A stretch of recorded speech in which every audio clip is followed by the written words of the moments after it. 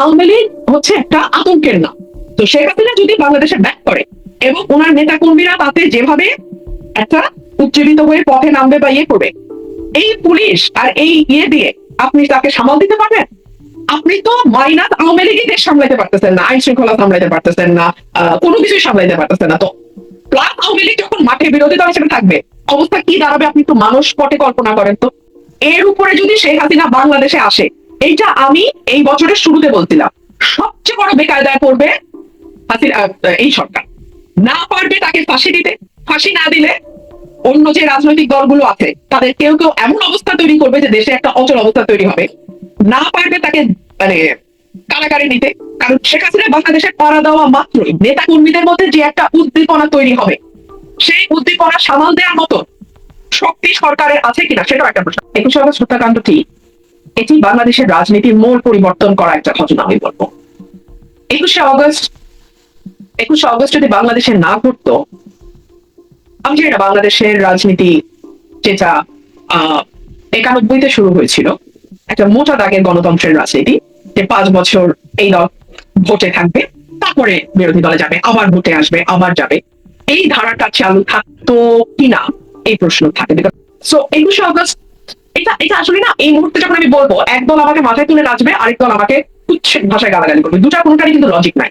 কিন্তু আমি আমার ধারণাটা বলছি, এক সময় মানে যখন আজ থেকে 100 বছর পরে যখন এই সময়ে নিয়ে লেখা হবে, যাদের কোনো স্বার্থ থাকবে না এই সময়টাকে বিশ্লেষণ করতে, যারা কোনো দিকে টান থেকে লিখবেন না, কেবলমাত্র ইতিহাসের খাতিরে ইতিহাসকে দেখবেন, তারা হয়তো 21 আগস্টের যে ইম্প্যাক্ট, যেটা বাংলাদেশের রাজনীতিতে যে ভীষণ বড় একটা ইম্প্যাক্ট 21 আগস্ট অগোচরে রেখে গেছে, সেটার উপরে লিখবেন। কে জানে এইটা সামনে আর 5 বছর আর 7 বছর পরে আরো ভয়ঙ্কর 21 আগস্ট সবার পথ তৈরি করে দিচ্ছে কিনা। আপনার মানে অনেকগুলো কথাই বেশ আলোচনা, আপনি যেহেতু গণমাধ্যমে খুব সরব, আপনি কথা বলেন এবং সেগুলো খুব আলোচনায় আসে। একটা যেটি এখন আসছে যে শেখ হাসিনা ফিরবেন, ডিসেম্বরে ফিরবেন, সদল বলে ফিরবেন। আপনিও এই বিষয়ে কথা বলেছেন। আসলে কি ফেরাটা বাস্তবতা সম্পূর্ণ, মানে যে পরিস্থিতি দেখছেন দেশে, তাতে কি শেখ হাসিনার ফেরার প্রক্রিয়া কি হতে পারে বলে আপনি মনে করেন? আপনি একজন আইনজীবীও বটে, আসলে এখানে একটা প্রক্রিয়াগত ব্যাপারটা কেমন সেটি একটা বিষয়, এবং তিনি যদি সত্যিই ফেরেন সেটি কি দেশের জন্য ভালো হবে? দেখুন, আমি আপনাকে বলি, আমি কিন্তু এই প্রশ্নের উত্তর অনেকবার দিয়েছি এবং প্রতিবারই আমি বলেছি যে আমার সাধারণ জ্ঞান বা কমন সেন্স যেটা, সেটা বলে যে উনি ফিরবেন। কেন ফিরবেন? উনি যদি না ফেরেন তাহলে এই দলটি ছিন্ন ভিন্ন হয়ে যাবে। অলরেডি দলের নেতাকর্মীরা ভীষণ রকম মানে দুর্দশার মধ্যে আছে। আমি তৃণমূলের কথা বলছি, নেতাকর্মী বলতে কিন্তু মন্ত্রী এমপিদের কথা বলছি না। তৃণমূল একদম মানে খুবই দুর্দশার মধ্যে আছে। দুই হলো, আল্লাহ না করুক ওনার বয়স হচ্ছে, উনি যদি দেশের বাইরে মারা যান, পৃথিবীর অন্য কোনো দেশে মারা যান, বাংলাদেশের বাইরে, তাহলে that will be the end of the story, এবং ইতিহাসে শেষ হিসেবে লেখা থাকবে যে উনি একজন পলাতক প্রধানমন্ত্রী, স্বৈরাচার প্রধানমন্ত্রী হিসেবে ওনার মৃত্যু হয়েছে। এই বাস্তবতাটা উনি মানবেন কিনা, এই চয়েসটা ওনাকে নিতে হবে। স্পষ্ট তার জন্য, তার দলের জন্য তার ফেরাটা জরুরি, কিন্তু ফেরাটা বাস্তবতা সম্পন্ন কিনা। এখন রাজনীতিতে না আপনাকে কেউ জায়গা করে দেবে না। রাজনীতিতে সুসময় আসবে তবে আমি ফিরবো, এটা বোধহয় কাজ করে না। সুসময়টা বা রাস্তাটা আপনাকেই তৈরি করতে হবে, এটাই হচ্ছে বাস্তব। হ্যাঁ, তো আমার মনে হয় যে সেই জায়গা থেকে আমার যতদূর মনে হয় যে এটা আমি আপনি যতটা না বুঝবো, তার চেয়ে যিনি দলের প্রধান শেখ হাসিনা এবং যার রাজনৈতিক অভিজ্ঞতা আপনার আমার চেয়ে কয়েক গুণ বেশি, রাষ্ট্র পরিচালনার অভিজ্ঞতা, বিরোধী দলে থাকার অভিজ্ঞতা, সরকারি দলনা বিরোধী দলনা মাঠের বিরোধী দল হিসেবে অভিজ্ঞতা, সবকিছুই আমাদের চেয়ে অনেক বেশি। তো এই ক্যালকুলেশন যেটা আপনার আমার আছে, তার চেয়ে বেটার ক্যালকুলেশন নিশ্চয়ই তার কাছেও আছে। এবং আরেকটা যেটা ব্যাপার, যে এই দেশটার পেছনে ওনার ফ্যামিলির যে একটা বিরাট ত্যাগ, 15 আগস্টের কথা আমি বলছি, এবং বাংলাদেশের অভ্যুদয়ের পেছনে তাদের দলের এবং তার পরিবারে তার পিতার যে অবদান, সেগুলোকে যদি ধরে রাখতে হয় তাহলেও কিন্তু ওনাকে ফিরতে হবে। আর ফেরাটা শেখ হাসিনার জন্য যতটা প্রয়োজন, মানে এই সকল কিছু বিবেচনায় ওনার মন্ত্রী এমপি তাদের জন্য কিন্তু এটা অত প্রয়োজন না। মন্ত্রী আসবে, মন্ত্রী যাবে, কিন্তু শেখ হাসিনার জন্য তার পরিবারের সম্মান, তার দলের অস্তিত্ব, তার নিজের ত্যাগ, তার নিজের সংগ্রাম, তার নিজের দলে থাকা মানে সরকারে থাকা, বিরোধী দলে থাকা, সকল কিছু, তার 46 ইয়ার্স এর যে হিস্ট্রি, তার নিজের সকল কিছুর বিবেচনায় কোনো কেউ যদি নাও আসে, হুম। শেখ হাসিনা সম্ভবত আমার যেটা হিসাব যে উনি হয়তো আসবেন। আচ্ছা, কিন্তু আসার কোনো প্রক্রিয়া মানে সেটা আমি আমার অনুষ্ঠানে আওয়ামী লীগের অনেক নেতারাও কথা বলেন, আমি তাদেরকে জিজ্ঞাসা করেছি, তারাও আসলে বলতে পারেন না যে কিভাবে। জিজ্ঞাসা করলে কখনো কখনো বলেন টাইম উইল সে। কোনো প্রক্রিয়া আসলে বোঝা যাচ্ছে না। না না, এটা না বোঝার কি আছে তাও আমি বুঝতে পারছি না। বাংলাদেশ সরকার তো ব্যাকুল, তারা ভারতেও যাবে না যদি না শেখ হাসিনাকে বাংলাদেশে আনা হয়। তার মানে ভারত মানে তার মানে পথ চেয়ে আছে, বাংলাদেশ সরকার রীতিমতো পথ চেয়ে আছে যে কবে শেখ হাসিনা আসবেন। তো আর শেখ হাসিনাও বলছেন যে তিনি বাংলাদেশে ফিরবার জন্য ব্যাকুল হয়ে আছেন। তো দুই তরফ কিন্তু ব্যাকুল, তাহলে অসুবিধা কি? আরেকটা খুব উদ্ভট কথা ডক্টর সাহেব বলেছেন, তিনি ডক্টর সাহেব মাননীয় প্রধানমন্ত্রী উপদেষ্টা তিনি বলেছেন যে তারা চায় ধরে নিয়ে আসতে, বেঁধে নিয়ে আসতে, কিন্তু শেখ হাসিনা এখন বলছে তিনি নিজেই ফিরতে চান, আত্মসমর্পণ করতে চান। মানে হয়তো এটি তাদের পছন্দ হচ্ছে না যে তিনি আত্মসমর্পণ করতে আসবেন, তারা ধরে বেঁধে নিয়ে আসতে চায়। এবং এখন এই জন্যই হয়তো ভারতকে বারবার অনুরোধ করছে কিনা সেটারও বিশ্লেষণ আপনি হয়তো বলবেন, যে তাকে ফিরিয়ে দেবার জন্য যে বারবার অনুরোধটা করছে, আহ্বানটা জানাচ্ছে, মানে এটি কি একটা বিশ্লেষণ কিনা? ওনার তাকে বাংলাদেশে এনে বিচারের মুখোমুখি দাঁড় করানোটা কি সরকারের উদ্দেশ্য, নাকি বিষয়টাকে নিয়ে খেলাধুলা করা সরকারের উদ্দেশ্য? যদি খেলাধুলা হয় তাহলে না, উনি আসলে কিন্তু হবে না। ভারতকে নিয়ে আসতে হবে, বেঁধে নিয়ে আসতে হবে, প্লেনে দাঁড় করিয়ে নিয়ে আসতে হবে। ফার্স্ট ক্লাসে আনলে হবে না, ইকোনমি ক্লাসে আনতে হবে, ইকোনমি ক্লাসে আনলে হবে না, প্লেনের লেজে বসিয়ে আনতে হবে, মানে ইত্যাদি ইত্যাদি নাটক করাই যায়। মানে আপনার উদ্দেশ্য নাটক করা হলে তো আমি সারাদিন নাটক করবো। যেমন ধরেন, আমি একটা টকশোতে বলেছিলাম যে 5 জন ভালো সংস্কৃতি কর্মীর নাম বলেন যারা বিএনপি করে, 5 জন ভালো গায়কের নাম বলেন, রবীন্দ্রসঙ্গীত শিল্পীর নাম বলেন যারা বিএনপি করে, 5 জন ভালো নজরুল সঙ্গীত গায় বিএনপি করে নাম বলেন, 5 জন ভালো নৃত্যশিল্পীর নাম বলেন, 5 জন ভালো অভিনেতার নাম বলেন, 5 জন ভালো কবির নাম বলেন, 5 জন ভালো লেখকের নাম বলেন, 5 জন ভালো সাংবাদিকের নাম বলেন। অর্থাৎ বুদ্ধিবৃত্তিক কাজের সঙ্গে এবং মননশীল সৃজনশীল কাজের সঙ্গে যুক্ত বা 5 জন আর্টিস্টের নাম বলেন। আপনি পারবেন না ভাই, আপনি বিস্তার পর বিস্তার রিসার্চ করতে পারেন, আপনি পাবেন না। সে কারণে বিএনপির বুদ্ধিবৃত্তিক যে দৈন্যতা, তার ফলে বিএনপির কর্মীরা দেখে অনেকে বলে আমি শেখ হাসিনাকে কি ফিরায় আনবার চেষ্টা করি। তারপরে আমি করতে গেলে আমি কি পুলিশ, আমি কি মন্ত্রী, আমি কি স্বরাষ্ট্র মন্ত্রণালয়ের দায়িত্বে, আমি কি আইন মন্ত্রণালয়ের দায়িত্বে, আমি কি প্রধানমন্ত্রী, আমি কি করে শেখ হাসিনাকে ফিরে আসবো? আমি আইনজীবী বটতলার উকিল হিসেবে আমি যেটুকু বুঝিয়ে ওইটুক বলি, রাজনীতি একজন কর্মী হিসেবে আমি যেটুকু বুঝিয়ে ওইটুক বলি, নাকি ওইটুক তোমাদের মন মতো না হলে বলাও যাবে না, তাই না? তো এই যে ইডিয়টিক কথাবার্তা বিএনপি বলে, আমার মনে হয় যে বিএনপির কিন্তু আমার মনে হয় যে মানে এরকম বোকার মতো কথা বলা যে চুপ থাকাটা বেটার। মুখ বাঁধা ছালার দাম কিন্তু লাখ টাকা। যতক্ষণ পর্যন্ত না তোমার স্টুপিডিটিটা একেবারে দৃশ্যমান হয়ে যাচ্ছে ততক্ষণ পর্যন্ত তুমি বরং বেটার ইউ কিপ কোয়াইট। আমি এটাই বলবো, মানে আমি ফিরায় আনতে আচ্ছা how funny, who am I to bring her back and how is that possible? I'm not in charge of home. I'm not in charge of law. I'm not in charge of government. So even if I want to, how can I? আচ্ছা, এটাই বলা হচ্ছে, হ্যাঁ, যে আপনি ফিরে আনার চেষ্টা করছেন, কিন্তু তিনি যদি ফিরে আসেন বলে আপনার যে ধারণা, তিনি ফিরে আসলে আসলে কি পরিস্থিতি ভালো হবে, নাকি সেটি আরো মানে খারাপ কিছু? শুনেন ভাই, এই সরকার যে 3টা অগ্রাধিকার বললেন, গ্যাস, বিদ্যুৎ, জ্বালানি, দ্রব্যমূল্য, আইন শৃঙ্খলা, 3টাতে অষ্টডিম্ব প্রসব করছে। এর উপরে যদি শেখ হাসিনা বাংলাদেশে আসে, এইটা আমি এই বছরের শুরুতে বলছিলাম, সবচেয়ে বড় বেকায়দায় পড়বে এই সরকার। না পারবে তাকে ফাঁসি দিতে, ফাঁসি না দিলে অন্য যে রাজনৈতিক দলগুলো আছে তাদের কেউ কেউ এমন অবস্থা তৈরি করবে যে দেশে একটা অচল অবস্থা তৈরি হবে। না পারবে তাকে মানে কারাগারে নিতে, কারণ শেখ হাসিনা বাংলাদেশে করা দেওয়া মাত্রই নেতা কর্মীদের মধ্যে যে একটা উদ্দীপনা তৈরি হবে, সেই উদ্দীপনা সামাল দেওয়ার মতো শক্তি সরকারের আছে কিনা সেটাও একটা প্রশ্ন। এই প্রসঙ্গে আপনাকে আরেকটা কথা আমি মনে করিয়ে দিই, তখনও কিন্তু নমিনেশন হয় নাই। যে বলে নমিনেশন না পেয়ে বলতেছি, তখনও কিন্তু নমিনেশন হয় নাই, নমিনেশনের আলাপও হয়নি। এটা সম্ভবত 25 সালের এপ্রিল মের কথা, 2025 সালের এপ্রিল মের কথা। আমাদের একটা প্রোগ্রাম ছিল আলোচনা, ওখানে মির্জা ফখরুল ইসলাম আলমগীর সাহেবের মেয়ে উপস্থিত ছিলেন, মেয়ের জামাই উপস্থিত ছিলেন। এটা একটা মানে ইন্টালেকচুয়াল ফোরাম আলোচনা, মানে অডিয়েন্সের সামনে। সেখানে আমি বলেছিলাম যে বিরোধী দল হিসেবে আওয়ামী লীগকে সামলানো নেক্সট টু ইম্পসিবল কাজ। আওয়ামী লীগকে সবসময় বলা হয় যে তারা বিরোধী দলে থাকবার জন্যই তাদের জন্ম, মানে তারা বিরোধী দল হিসেবে তাদের পারফরমেন্স এরকম। সেটা তারা দীর্ঘ পাকিস্তান আমলে বিরোধী দলে তারা তাদের ভূমিকা পালন করেছে দীর্ঘ, মানে সেই চিন্তা করে দেখেন, সেই 47 থেকে আরম্ভ করে 71 পর্যন্ত বিরোধী দল। তারপরেও বাংলাদেশ স্বাধীন হওয়ার পরে বিরোধী দল অনেক সময়, অনেকগুলো বছর। বিরোধী দলের আওয়ামী লীগ হচ্ছে একটা আতঙ্কের নাম। তো শেখ হাসিনা যদি বাংলাদেশে ব্যাক করে এবং ওনার নেতা কর্মীরা তাতে যেভাবে একটা উজ্জীবিত হয়ে পথে নামবে বা ইয়ে করবে, এই পুলিশ আর এই ইয়ে দিয়ে আপনি তাকে সামাল দিতে পারবেন? আপনি তো মাইনাস আওয়ামী লীগই দেশ সামলাইতে পারতেছেন না, আইন শৃঙ্খলা সামলাইতে পারতেছেন না, কোনো কিছুই সামলাইতে পারতেছেন না। তো প্লাস আওয়ামী লীগ যখন মাঠে বিরোধী দল হিসেবে থাকবে, অবস্থা কি দাঁড়াবে আপনি একটু মানুষ পটে কল্পনা করেন তো। আমি এটুকুই বললাম। তাহলে আসলে কিভাবে না হবে? তাহলে কেন আসলে সরকার এত বারবার মানে শেখ হাসিনাকে ফেরানোর আবেদন করছে? আপনি অবশ্য নাটক শব্দটা ব্যবহার করছিলেন, কারণ এইটা প্রশ্নটা এভাবে করবার একটা বিশেষ কারণ হচ্ছে ধরেন 14-15 তারিখের মানে খবরের কাগজগুলো যদি দেখি, তাহলেও দেখছিলাম যে তারেক রহমান ভারতে যাচ্ছেন, প্রধানমন্ত্রী যাচ্ছেন, সেরকম প্রস্তুতি চলছে বা প্রস্তুতি শেষের দিকে, এরকম নানান রকম আলোচনা, সময়টাও নিয়ে আলোচনা হচ্ছিল, কখনো 21শে আগস্টের কথা হচ্ছিল বা প্রথম মানে এই সপ্তাহের মধ্যে যাবেন, এরকম খবর আসছিল।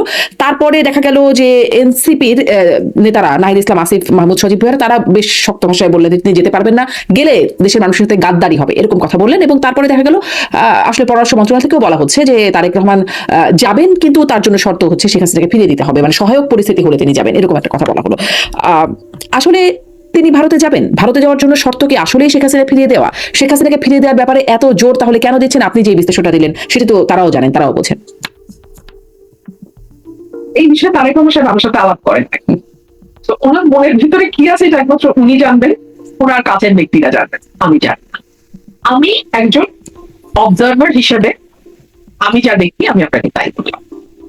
আমার ক্যালকুলেশনে যদি একটা শর্ত দেয়া হয় ভারতে যাওয়া, সেটা হচ্ছে কোনোভাবেই যেন শেখ হাসিনা বাংলাদেশে আসতে না পারে, এইটুকুই বললাম। আচ্ছা, শোনেন, তারেক রহমান সাহেব 17 বছর এক্সাইল ছিলেন লন্ডনে, শেখ হাসিনা যান নাই লন্ডনে। উনি কি এগুলা পাল বাহানা করছেন তারেককে ফেরত না দিলে লন্ডন যাবো না? এইসব বাহানা আমার কাছে ভাই বাহানা, আর বুঝছো কথা আমার সাথে কেউ শেয়ার করে নাই, আমি জানি না। তাহলে কি আপনার কি মনে হয়, বা যদি এটাও কি কোনো জানেন কিনা, তারেক রহমান কি যাচ্ছেন ভারতে? ভারতে যাচ্ছেন? আমি বলে দিলাম, যদি ভারত হ্যাঁ, ভারতে যাচ্ছেন। একদম হয় যে কোনোভাবে শেখ হাসিনাকে ভারত আসতেই দিবে না, শেখ হাসিনা প্লেনে চড়লেও ভারত প্লেন থেকে টেনে শেখ হাসিনাকে নামায় রাখবে, তাহলেই কেবলমাত্র সম্ভবত বাংলাদেশ সরকার ভারত করে যাবে। আচ্ছা, আচ্ছা। ভাই শুনেন শুনেন শুনেন, হ্যাঁ, ভাই শুনেন, ধরলাম শেখ হাসিনার কাছে পাসপোর্ট নেই, সরকার can issue a travel pass now at this moment. And Sheikh Hasina, if she really wants to come back, she can come back tomorrow. That's all I can understand. Rest, আপনারা চিন্তা করে বলেন, চিন্তা করে নিজেদের উত্তর নিজেরা খুঁজেন। এখন তারেক রহমান যাবেন কিনা, আপনার এই বিষয়ে আপনার মানে বিশ্লেষণ কি? জানি না, আচ্ছা, আপনি জানেন না। জানি না। দুই রকম চাপ আছে, যেই চাপ জয়ী হয়। এই দুই রকম চাপ কোন কোন পক্ষ থেকে? একটা সফট চাপটা যাওয়া উচিত, প্রতিবেশী বদলানো যায় না, একটা নতুন শুরু হওয়া উচিত, নতুন একটা ফ্রেশ স্টার্ট যেটাকে বলে সেটা হওয়া উচিত। ভারতের সঙ্গে আমাদের অনেকগুলো বিষয় আছে, মীমাংসিত এবং অমীমাংসিত। গঙ্গা পানি চুক্তি শেষ হচ্ছে এই বছর। আচ্ছা, একটু আরো ছোট ছোট করে দু একটা ইস্যু কথা বলে ফেলি। যে আগস্ট মাস যাচ্ছে, 21শে আগস্ট গেল, 21শে আগস্টের সেই বোমা হামলার মামলায় যারা আসামি ছিলেন সবাই বেকসুর খালাস পেলেন, মানে 24 জন মানুষ মারা গেছেন সেই বোমা হামলার ঘটনায়, কিন্তু কেউ সেই ঘটনায় দায়ী না। আচ্ছা, যারা খালাস পেলেন ঠিক আছে, তারা দায়ী না, কিন্তু কারা দায়ী সেই বিষয়ে কোনো তদন্ত হলো না। ওই সময় যেটা হয়েছিল, বিএনপি সরকারের সময় জজ মিয়া একটা নাটক হয়েছিল, সেটি পরবর্তীতে আসলে বিএনপিও বলেছে যে এটি আসলে কিভাবে কিভাবে হয়েছিল, নানান রকম ব্যাখ্যা ছিল। কিন্তু এখনকার যেটা দেখা গেল যে 24 জন মানুষ মারা গেল একটা বোমা হামলায়, মারা গেল যখন বিএনপি সরকার ক্ষমতা ছিল, কেউ এটার জন্য দায়ী না। এটি আসলে কেমন হলো? শারমিন, একটা চমৎকার সিনেমা ছিল নো ওয়ান কিলড জেসিকা, আমি জানি না আপনি দেখেছেন কিনা। জেসিকা নামের একটা মেয়ে খুন হয় এবং আসামি পাওয়া যাচ্ছে না, তো নো ওয়ান কিলড জেসিকা। দেখুন, এটা 21শে আগস্ট হত্যাকাণ্ডটি, এটি বাংলাদেশের রাজনীতির মোড় পরিবর্তন করা একটা ঘটনা আমি বলবো।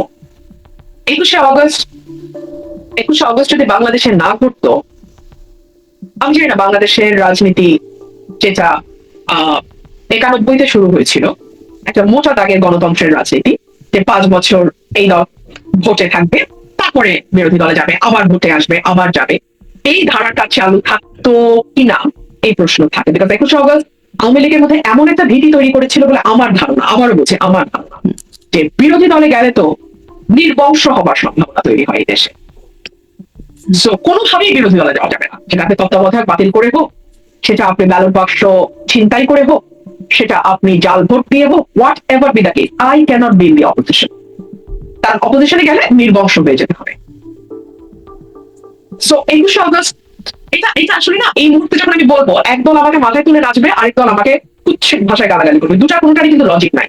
কিন্তু আমি আমার ধারণাটা বলছি, এক সময় মানে যখন আজ থেকে 100 বছর পরে যখন এই সময়ে নিয়ে লেখা হবে, যাদের কোনো স্বার্থ থাকবে না এই সময়টাকে বিশ্লেষণ করতে, যারা কোনো দিকে টান থেকে লিখবেন না, কেবলমাত্র ইতিহাসের খাতিরে ইতিহাসকে দেখবেন, তারা হয়তো 21শে আগস্টের যে ইম্প্যাক্ট, যেটা বাংলাদেশের রাজনীতিতে যে ভীষণ বড় একটা ইম্প্যাক্ট 21শে আগস্ট অগোচরে রেখে গেছে, সেটার উপরে লিখবেন। বাংলাদেশের গণতন্ত্র, বাংলাদেশের আইনের শাসন, বাংলাদেশের বিচার ব্যবস্থা, বাংলাদেশের সকল কিছুকে দলীয়করণ, বাংলাদেশে গুম বিচার বহির্ভূত হত্যাকে রাষ্ট্রীয়ভাবে মদত দেওয়া, এই সকল কিছুর পেছনে এই 21শে August back of the mind maybe that word একটা একটা একটা সময় হয়তো এই বিষয়গুলো নিয়ে অনুসন্ধান হবে, গবেষণা হবে এবং লেখা হবে। তো তার আগ পর্যন্ত আমি আপনাকে এইটুকুই বলি, কোনো অন্যায়, nothing goes unpunished and unchallenged. 21শে আগস্ট আজকে আপনি হাত ধুয়ে ফেলছেন, no one kill Jessica, no one contributed on 21st August incident, fine, খুব ভালো। বাট কে জানে এটা সামনে আর 5 বছর আর 7 বছর পরে আরো ভয়ঙ্কর 21শে আগস্ট হবার পথ তৈরি করে দিচ্ছে কিনা। আমি শুধু এটুকুই বলবো, কোনো অন্যায়কে আপনি মাটি চাপা দিয়ে রাখলে সেখান থেকে এর চেয়েও ভয়াবহ অন্যায়ের জন্ম হয়। জি, তখন যেমন এই ঘটনায় জঙ্গি সংশ্লিষ্টতার কথা বলা হচ্ছিল, মানে অনেকদিন আওয়ামী লীগ সরকারের সময় হোলি আর্টিজান একটা বিশাল বড় ঘটনা, তারপরে বেশ নানান রকম কোথাও নাটক, কোথাও জঙ্গি তৎপরতা দমন, নানান রকম কিছু করে জঙ্গি তৎপরতা একরকম দমনের মধ্যে থাকলো। তারপরে এখন আবার খুব দেখা যাচ্ছে খুব বোমা আতঙ্ক ইদানিং, এবং জাতিসংঘও বলছে বাংলাদেশে আল কায়দার তৎপরতার কথা, উদ্বেগ জানাচ্ছে জাতিসংঘ নিরাপত্তা পরিষদ। মানে আওয়ামী লীগ সরকার একটা বিষয় সেল করতো যে তারা না থাকলে দেশে জঙ্গিবাদ মাথা চাড়া দিয়ে উঠবে, বা আন্তর্জাতিক বিষয়ে বিষয়টা সেল করতো। মানে তাদের কথাটা কি আসলে বাস্তবতায় প্রমাণ হচ্ছে, নাকি আসলে এখানে কোনো ষড়যন্ত্র? বাস্তবতা বা ষড়যন্ত্র যেটাই হোক, এটা শেষ করবার দায়িত্ব তো সরকারের কাছে সমস্ত টুলস এন্ড অ্যাপারেটাস আছে, এটা তো আমার আপনার হাতে নাই, বিরোধী দলের হাতেও নাই। আপনি পুলিশ বলেন, প্রশাসন বলেন, আর্মি বলেন, বিজিবি বলেন, গোয়েন্দা সংস্থা বলেন, সবই তো সরকারের হাতে। এখন সরকার যদি এটাকে শক্ত হাতে ষড়যন্ত্র বা বাস্তব যেটাই হোক দমন করতে না পারে, তাহলে কি প্রমাণ হবে জানেন? প্রমাণ হবে বিএনপি মানেই খাম্বা, বিএনপি মানেই লোডশেডিং, বিএনপি মানেই গ্যাসের অভাব, বিএনপি মানেই চাঁদাবাজি, বিএনপি মানেই আইন শৃঙ্খলা পরিস্থিতির অবনতি, বিএনপি মানেই হচ্ছে জঙ্গিবাদ। সো এটা যদি বিএনপি নিজের ভালো পাগল নাকি নিজের ভালো নাকি পাগলও বোঝে, তো বিএনপি যদি না বোঝে, এবং আমরা যারা বলছি আমাদেরকে যদি শত্রু জ্ঞান করে গালাগালি করে এবং বারবার বলে তোমাকে রুমিন ফারানা বানাইছে বিএনপি, কি বিপদ, কি বিপদ। মানে নিজের ভালো তো পাগলও বোঝে। আমি শুধু এইটুকুই বলবো, বিএনপি যদি এই জায়গাগুলোতে স্টিয়ারিং এ বসে নিজেদের এই কালিমা মোচন করতে না পারে, যেটা 1 থেকে 6 যে কালিমা ছিল সেটা যে রিপিটেশন আমরা আবার এই 2026-এর পর থেকে দেখতে পাচ্ছি, তাহলে কিন্তু 100 টাকার লাঞ্চ, 200 টাকার শার্ট, 300 টাকার মানে গাড়ি বহর, সরকারি গাড়ির তেল নেবো না, এগুলো কিন্তু আপনাকে 10% বেতন সরকারি খাজানায় জমা দেওয়া আর খাল খনন, এটা কিন্তু আপনাকে রক্ষা করতে পারবে না। মানুষ কিন্তু অনেক স্মার্ট হয়ে গেছে। আপনি আপনার টিম সহ 2001-এ পড়ে থাকতে পারেন, বাট এটা কিন্তু 2026। তখন কিন্তু মানুষের হাতে সেলফোন ছিল না। তখন কিন্তু যে কেউ রাস্তায় দাঁড়ায় একটা দোকানি কিংবা একটা নিম্ন মধ্যবিত্ত মানুষ যে বাজারে গেছে, কিংবা একজন সিএনজি ড্রাইভারের মতামতটা ঠাস ঠাস করে এরকম নিয়ে ফেসবুকে ছাড়তে পারতো না 2001 সালে। এখন কিন্তু পারে। তো আপনাকে বুঝতে হবে সময় পাল্টে গেছে। আরো একটু এই কথাটা এই জিজ্ঞাসা করি যে সম্প্রতি দেখলাম মানে বিষয়টা নিউজ ফিডে বেশ আসছে সামাজিক যোগাযোগ মাধ্যমে, বিশেষ করে যে সাবেক শিক্ষামন্ত্রী পররাষ্ট্রমন্ত্রী দীপুমণি, তার স্বামী মারা গেছেন, তিনিও একজন ব্যারিস্টার আইনজীবী, তিনি মারা গেছেন, তাকে প্যারোলে মুক্তি দেওয়া হয়েছে, মুক্তি মানে সেখান থেকে তিনি আবার জেলখানায় গিয়ে ঢুকেছেন। দীপুমণি না, শুধু আরো মানে আওয়ামী লীগের যারা মন্ত্রী ছিলেন বা নেতারা ছিলেন, তাদের আসলে সবারই কম বেশি এই অবস্থার মধ্যে দিয়ে যাচ্ছে। যখন বিএনপি যখন বিরোধী দলে ছিল, আওয়ামী লীগ যখন ক্ষমতায় ছিল, বিএনপি নেতাকর্মীরাও এরকম নানান রকম তারা এরকম মিথ্যা মামলা, ভুয়া মামলা, হয়রানিমূলক মামলা শিকার হয়েছে এবং হয়রানিও হয়েছে, অবিচার হয়েছে। তো এখন কি সুবিচার হচ্ছে? আমি তো বলি old wine in new bottle, nothing has change. কিচ্ছু বদলায় নাই, কিচ্ছু বদলায় নাই। সেই এজাহারে হ্যাঁ ভিকটিম বদলেছে, ভিকটিম বদলেছে, হ্যাঁ ভিকটিম বদলেছে। এখন আমার ভয়টা কি, an eye for an eye will make the entire society blind। এবং এই যে এখন হচ্ছে আওয়ামী লীগ আবার হুঙ্কার দিচ্ছে এসে একটা একটা করে দেখে নেব। হ্যাঁ, তারা নিজেরাই বলে ফেসবুকে, আপনি খুলেন কমেন্ট গুলো দেখেন যে আমাদের বাড়ি পুড়িয়েছে, পাড়া সহ জ্বালিয়ে দেবো, গ্রাম সহ জ্বালিয়ে দেবো। তো এই অগ্নিকুণ্ডেই আমরা থাকবো। আর আপনারা যারা কোনো মতে বিদেশে চলে যেতে পারছেন, আপনারা জীবনটা নিয়ে বেঁচে গেছেন। আর আমরা যারা বাংলাদেশে জন্মাইছি এবং বাংলাদেশে আসি, আমরা এই আগুনে পুড়েই মরবো। এইটুকুই আমি বলবো, আর কি বলবো বলেন, আমার আর এর বেশি কিছু বলার নাই। একটা একটা নতুন আশা, একটা নতুন স্বপ্ন, সেই স্বপ্ন 100 টাকা লাঞ্চ আর 200 টাকা শার্টে আটকায় গেল। এই স্বপ্নটা তো দেখি নাই রে ভাই। আমরা তো আরো বড় স্কেলের স্বপ্নটা দেখছিলাম, আরো বিস্তৃত পরিসরে একটা বেটার বাংলাদেশের স্বপ্ন দেখছিলাম। নসিব খারাপ, এই বলি। নসিব খারাপ। আপনার আচ্ছা, এই প্রশ্নটাও একটু করি, যেহেতু মানে একই আপনি বলছেন old wine in new bottle. আপনি আইনজীবী, আপনার কাছে কি নারা কেউ আসেন যারা আসলে এখন অবিচারের শিকার আসেন, বা আপনি তাদেরকে কোন রকম ভাবে আইনি সহায়তা দিবেন যদি তারা আসে? না, ইন্টারেস্টিংলি আমার কাছে কিন্তু কোনো পলিটিক্যাল মামলা এখন পর্যন্ত আসে নাই। কোনো পলিটিক্যাল মামলা এখন পর্যন্ত আসে নাই। আমার যেটা আরো আরো ইন্টারেস্টিং শামিন, আমার নেতাকর্মী যারা মানে হাসের ইলেকশন যারা করছে, রুমিন পারানার ইন্ডিপেন্ডেন্ট ক্যান্ডিডেটের ইলেকশন যারা করছে, তাদেরকে হরে ধরে মামলা দেওয়া হচ্ছে, হরে ধরে মামলা দেওয়া হচ্ছে, এবং সেগুলোর জামিন করতে করতেই আমার অর্ধেক দিন পার হয়। কিন্তু ওই আগের সরকারের কারণ না, ওদের কোনো মামলা আমার কাছে এখন আসে নাই। মানে যদি আসে আপনি নেবেন? আমি দল হিসেবে তো মামলা দেখবো না, আমি দেখবো যে মামলায় সাবস্ট্যান্সটা কি। মামলার এখন যদি এখন ধরুন মানে একজন প্রফেসরের বিরুদ্ধে হত্যা মামলা হয়, ইউ আন্ডারস্ট্যান্ড, মানে এটা সাবস্ট্যান্স কি দাঁড়ায়, তাই না? প্রফেসর, খেলোয়াড়, সঙ্গীত শিল্পী সবার বিরুদ্ধেই হতে পারে। আমি just একটা এক্সাম্পল দিচ্ছি আর কি। হ্যাঁ, তো আসে, এবং প্রথমে তো প্রাথমিকভাবে যেটা আসে সেটা হচ্ছে জামিনের আবেদন। জামিন কিন্তু খালাস না, জামিন হচ্ছে একটা ইন্টারিম রিলিফ। মামলা চলমান থাকবে, যদি সাজা হয় আপনি কারাগারে যাবেন, এবং মানে জামিনটা কিন্তু একটা অধিকার। জামিনটা আদালতের একটা ডিসক্রিপশন। এখন আমার কাছে কোনটা ভয় লাগে জানেন? আমাদের আদালতগুলোর উপর সরকার তাদের পিপি, এপিপি, ডিএজি, এজি দিয়ে নজর রাখে যে কোন কোর্ট জামিন দিচ্ছে, বেশি বেশি রিলিফ কোন কোর্ট দিচ্ছে, সেই কোর্টের পাওয়ার চেঞ্জ করে দেওয়া হয়। সেই কোর্টে অ্যাটর্নি জেনারেল এসে ওপেনলি ধমকায় দিয়ে যায়। ধমকায় মানে আপনি বেল দিচ্ছেন কেন, এরকম তো না। ধমকানোটা হয় ঘুরিয়ে ধমকানো। এগুলো আমার আমার নিজের চোখের সামনে আমি ঘটতে দেখি আজকাল। এগুলো আমি আমার 25 বছরের প্র্যাকটিসে দেখি না হিসাবে। জজ সাহেবরা এখন ভয় থাকেন, আমি উচ্চ আদালতের কথা বলছি, ওনারা এখন ভয় থাকেন জামিন দেবেন কি দেবেন না। আমি ইন্টারিম রিলিফের কথা বলছি। আগে তো খালাস হতো বা কনভিক্টেড হতো রাজনৈতিক পরিচয় দেখে। হ্যাঁ, বড় নেতা হইলে কনভিক্টেড, মিথ্যা মামলায় সাজা দিত। কিন্তু এখন তো জামিনটা পর্যন্ত ডিসাইডেড হয় এজি, ডিএজি, এজি এদের চোখের ইশারায়। ভয়ঙ্কর না ব্যাপারটা? এটা আরো বেশি পিছনে যাচ্ছি আমরা। রুমিন ফারহানা, শেষ করব, কিন্তু শেষ করার আগে আপনার রাজনৈতিক পরিকল্পনা কি? মানে বিএনপিতে ছিলেন, সেখান থেকে চলে আসলেন, স্বতন্ত্র নির্বাচন করলেন, এমপি আপনি হলেন আবারও, তার সামনে আপনার রাজনৈতিক পরিকল্পনা কি? আমি মানুষের সাথে ছিলাম, মানুষের সাথে আছি, মানুষের সাথে থাকি। আজকে যদি আমার কথা কোনো দলের ভালো লাগে, আপনি নিশ্চিত থাকেন তারা ক্ষমতায় আসার পর আমার কথা তাদের সবচেয়ে বেশি তিতা লাগবে। আজকে যেমন বিএনপি তিতা লাগছে, আওয়ামী লীগ যদি কখনো ক্ষমতায় আসে, আওয়ামী লীগেরও আমার কথা সমান তিতা লাগবে। সো আপনি আমার কাছে রাজনীতিবিদ হওয়াটা খুব গুরুত্বপূর্ণ। আমি রাজনীতিবিদ হয়ে উঠতে চাই। আপনার রাষ্ট্রপতি নির্বাচনে আপনার ভোট না দেওয়াটা আলোচনায় আসছে। আপনি একটা গণমাধ্যমে দেখছিলাম, কেন আপনি ভোট দেন নাই সেই বিষয়ে আপনি বলেওছেন। তারপরেও একটু আপনার কাছে জানতে চাওয়া, যে এই যে আপনি আসলে বলেছেন যে এটা একটা অনর্থক আয়োজন। এই অনর্থক আয়োজনের মধ্যে আসলে তো মানে ভোট দিলেও রাষ্ট্রপতি হয়ে যাবেন মির্জা ফখরুল ইসলাম আলমগীর, না দিলেও আসলে সেরকমটাই হয়ে যাবেন। কিন্তু এই পুরো অনর্থক আয়োজনে শুধুমাত্র সরকারি দলই না, বিরোধী দলও যুক্ত হলো। তারা আবার একজনকে প্রার্থীও করলেন, কর্নেল অলি আহমেদকে। তিনি আবার কিছু সংখ্যক ভোটও পেলেন। মানে কেন, এর মাহাত্ম্যটা কি? এত আয়োজন করে অনর্থক কাজটা করবার মাহাত্ম্য কি? এটা তো আসলে বিরোধী দল বলতে পারবে কেন তারা এটার অংশ নিল বা কেন তারা এটার অংশ হলো। সো আমি তো এটা বলতে পারবো না।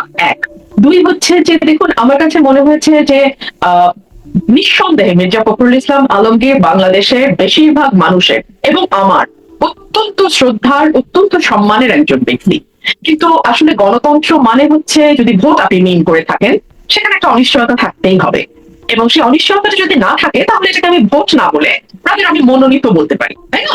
এবং ভোটের আগেই আমরা জানি যে কে কতটা ভোট পাবে, এটাও আমরা জানি যে উনি কতটা পাবেন এবং উনি কতটা পাবেন। তো এটাকে আমি কি করে ভোট বলি, তাই না? এটা একদম আমার খুবই ক্ষুদ্র জ্ঞানে আমার কিছুতেই এটা ভোট মনে হয়নি। দুই হচ্ছে যে 70 অনুচ্ছেদ, যেটা বিএনপি বার বার বার বার যেই প্রসঙ্গটা তুলেছে নির্বাচনের আগে, 31 দফা যখন দিয়েছে তখন, এবং তারও আগে যখন ভিশন 2030 তারা ডিক্লেয়ার করেছিল ব্যাক ইন 2016, তখন থেকে তারা 70 অনুচ্ছেদ সংশোধন করা হবে। দলের এমপিরা দলের সিদ্ধান্তের বাইরে গিয়েও তারা তাদের স্বাধীন মতামত প্রকাশ করতে পারবে, ভোট দিতে পারবে। এগুলো তারা ক্যাম্পেইন করেছে। সেই ক্যাম্পেইনের আমি একটা অংশ ছিলাম, কারণ সেই ক্যাম্পেইন আমিও করেছি 2016 সাল থেকে। আমিও বলেছি যে যেহেতু আমি তখন বিএনপির অংশ ছিলাম, আমি 70 অনুচ্ছেদ, আমরা যদি ক্ষমতায় যাই, বিএনপি যদি ক্ষমতায় যায়, 70 অনুচ্ছেদে আমরা বড় ধরনের একটা সংস্কার আনবো, যে অর্থ বিল এবং সরকারের প্রতি অনাস্থা, এইরকম কিছু মেজর জায়গা ছাড়া বাংলাদেশের যে কোনো ইস্যুতে সরকারি দল হোক বিরোধী দল হোক তারা স্বাধীনভাবে তাদের ভোট দিতে পারে। এই নির্বাচনের আগে বা এই মনোনয়নের আগে আমরা দেখলাম যে সরকারি দলের চিফ হুইপ একেবারে ঘোষণা দিয়ে বললেন যে দলের বাইরে যদি কেউ ভোট দেয় তাহলে তার সংসদ সদস্য পদ থাকবে না। তার মানে কি তাদের এক ধরনের সন্দেহ ছিল যে দলের বাইরে ভোট যেতে পারে, দলের বাইরে দলের সদস্যরা আর কাউকে ভোট দিতে পারে। কেন তাদের এই সন্দেহ ছিল? যে তাই থেকে থাকে তাহলে কি আমরা বলতে পারি যে দলের সদস্যদের উপরেই বা প্রার্থীর উপরেই দলের নিজস্ব আস্থা নেই এবং তারা যে 70 অনুচ্ছেদের সংশোধনের কথা বলছে সেটা ইমপ্লিমেন্ট করবার মতন নৈতিক সাহস এবং স্বচ্ছতা তাদের মধ্যে নেই। তো আমার কাছে মনে হচ্ছে যে 70 অনুচ্ছেদ নিয়ে এত আলোচনা, এত ক্যাম্পেইন এবং আমি যার অংশ সেটা তো আসলে হলো না। দিন হচ্ছে বাংলাদেশের রাষ্ট্রপতির পদটা অনেকটাই আলংকরিক এবং আমরা নিজেরাই এই কথা বহুবার বলেছি। তো এই কারণে রাষ্ট্রপতি প্রধানমন্ত্রী ক্ষমতার ভারসাম্য আনতে হবে, আনা হবে, আনবো আমরা ক্ষমতায় গেলে, এগুলো কি দলগুলো বলেনি? বলেছে তো। কিন্তু এখন আপনি গত 6 মাসে এই ধরনের কোনো আলোচনা বা এই ধরনের কোনো উদ্যোগ না দেখবেন সরকারি দল থেকে, না দেখবেন বিরোধী দল থেকে। তো এই যে একটি আলংকারিক পদে আপনি একজনকে দিচ্ছেন, বিরোধী দলের পক্ষে বিরোধী দল থেকে টুকটাক বলেই, বিরোধী দল থেকে তো জুলাই সনদ বাস্তবায়নের জন্য বলছে, আর জুলাই সনদে তো আসলে ভারসাম্য আনার বিষয়গুলো বলা আছে, 70 অনুচ্ছেদ, রাষ্ট্রপতির প্রধানমন্ত্রীর মানে ভারসাম্য যেটা বলছিলেন সেই বিষয়গুলো তো আছে। মানে বিরোধী দলের পক্ষ থেকে এগুলো দাবি করে। তো এটা তো কেবলমাত্র আসলে বিরোধী দলের ইস্যু ছিল না, এটা ছিল আওয়ামী লীগের বাইরে বাকি যত দল আজকে আপনি সংসদে দেখতে পাচ্ছেন প্রত্যেকের দাবি।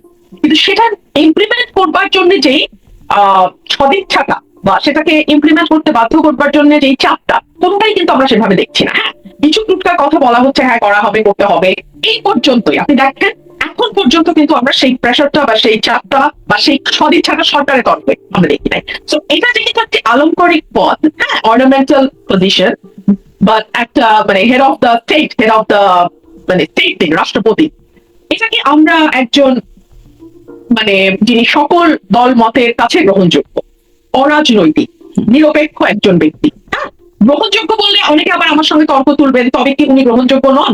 না, আমি সেই অর্থে বলিনি। আমি বলেছি নির্দলীয়, সকলের কাছে গ্রহণযোগ্য। সকলের কাছে গ্রহণযোগ্য বলে তো রাষ্ট্রপতি পদে একজন দাঁড়াতেন, দুজন দাঁড়াতেন না। তার মানে আরেকটা দলের কাছে মনে হয়েছে না উনি না হয়ে উনি হলে ভালো, তাই না? তো আমরা যদি বিচারপতি শাহাবুদ্দিনের মতন 1991 এর কথা বলছি, বিচারপতি শাহাবুদ্দিনের মতন একজনকে আমরা পেতাম 1996 এ যাকে প্রেসিডেন্ট করা হলো, তো তাহলে হয়তো যেটা সকলের জন্য গ্রহণযোগ্য, যার কোনো দলীয় হিস্ট্রি নাই, তাহলে হয়তো বেটার হতো। কারণ যেহেতু আপনি 70-এর বাইরে যাচ্ছেন না, যেহেতু আপনি ভোটটাকে ঠিক ভোট রাখছেন না,